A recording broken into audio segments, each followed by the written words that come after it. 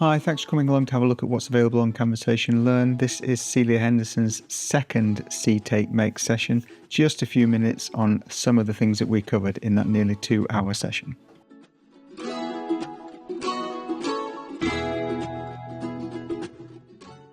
Definition on that particular flower. If you're looking at the slides, I might have done them slightly differently if you're trying to follow this along. But that's sort of tidied up very quickly, the basic exposure. And I'm just going to go straight into, I'm going to the filter menu and I'm going to use Stylize and I'm going to use the oil paint filter because I wanted to smooth this out following the contours of every part of that image. So the leaves, the petals, the tendrils, everything just gets that lovely smooth effect to it.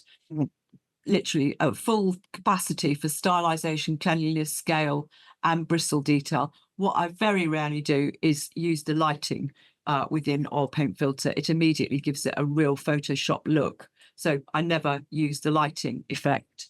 Okay, and if you wanted to try it 3 times to see what it looks like, there is nothing to stop you from going back up to your filter menu. And because oil paint filter was used as the last filter, if you click it again, it'll just apply it in exactly the same settings again and again and again. And often I'll find 3 times is what I'm looking for. It sort of smooths out the smoothness that needed smoothing out the first time round. So see what you think.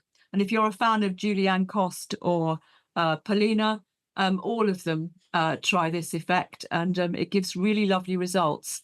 So that's where I'm going with that particular one. Now, so I've got 2 separate files on the go and brush from the center out into the grey area. We can really get this much softer type background. So now I'm going to give you my second example of completely messing up because the transparent layer is where I'm going to use the mixer brush. And then the next 2 or 3 buttons along are the really important ones. And then the second of those 2 buttons, which is when it's switched on, cleans the brush after every stroke. And as I've said on many times, the load and the mix percentages.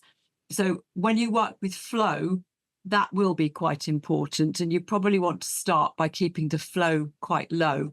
But so that I can do this quite quickly, I'm actually going to leave the flow right up at 100%. I'll just stop to see if there are any questions before I start. Well, there's lots of us who'll understand that. I will put a link in the chat to 70s British comedy for everyone. I've got a fairly large brush and you do have to be patient and you have to work at this. I'm going to click right into the center of the pink flower. If you try and stay away from starting with the grey area, let's just keep going. How do you feel, people? Are you enjoying splodgy bits? But if you were to do that, I'll just switch this layer off. If we were to have gone to the layer and used a Gaussian blur over onto the canvas bar and just see if we can work with it. So pausing and do your alignment based on the canvas, not to 2 layers which might be selected together. So select the canvas option. Then all of these alignment commands sort of get excited and go, hey, we can help you now. So now I can use these to say, let's align that layer to the top. Oh, I quite like that as an idea later on. I might just hang on to that. But anyway, I would go perhaps for select subject, but when you start